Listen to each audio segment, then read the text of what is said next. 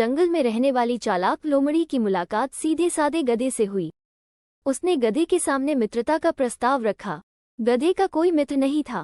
उसने लोमड़ी की मित्रता स्वीकार कर ली। दोनों ने एक दूसरे को वचन दिया कि वे सदा एक दूसरे की सहायता करेंगे। उस दिन के बाद से दोनों अपना अधिकांश समय एक दूसरे के साथ गुजारने लगे। वे जंगल में घूमा करते, घंटों एक दूसरे से बातें किया करते थे।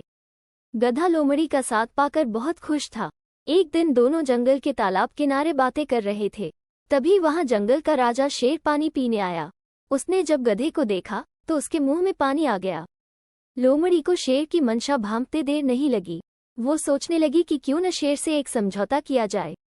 मैं उसे गधे को मारने में सहायता करूंगी। इस तरह मेरे भोजन की भी व्यवस्था हो जाएगी। वो शेर के पास गई और मधुर स्वर में बोली, वनराज, यदि आप उस गधे का मांस खाना चाहते हैं तो आपकी सहायता कर सकती हूँ। बस आप मुझे वचन दें कि आप मुझे कोई नुकसान नहीं पहुंचाएंगे और थोड़ा मांस मुझे भी दे देंगे। शेर भला सामने से आ रहे प्रस्ताव को क्यों अस्वीकार करता। वो मान गया। अगले दिन योजना अनुसार लोमड़ी गधे को भोजन ढूंढने के बहाने जंगल में एक ऐसे स्थान पर ले गई जहां एक गहरा गड्ढा था। लोमड़ी की बातों में उलझे गधे की दृष्टि गड्ढे पर नहीं पड़ी और वो उसमें गिर पड़ा।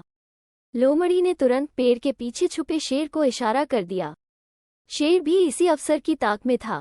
उसने पहले लोमड़ी पर हमला किया और उसे मारकर छक्कर उसका मांस खाया। बाद में उसने गधे को मारकर उसके मांस की दावत उड़ाई। मित्र को धोखा देने वाले का परिणाम बुरा होता है। इसलिए बच्चों, दोस्ती सोच समझ कर करो और सच्चे दोस्त को कभी धोखा न दो।